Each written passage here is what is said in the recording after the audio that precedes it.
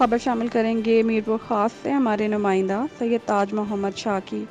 मंसूराबाद फौजी कब्रिस्तान समनाबाद महाज खोटा कॉलोनी बुखारी टाउन के रिहायशियों का कहना है कि गुज़श्ता रोज़ से पानी नाले में निकल रहा था।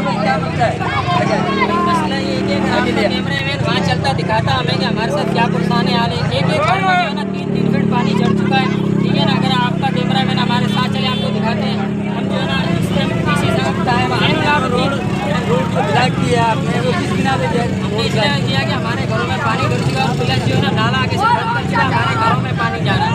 इतना शदीद पानी जा रहा है कि हमारे मोहल्ले वाले उनकी जगह किसने बंद किया?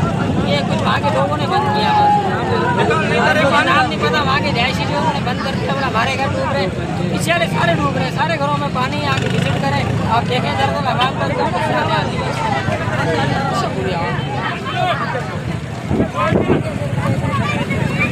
बस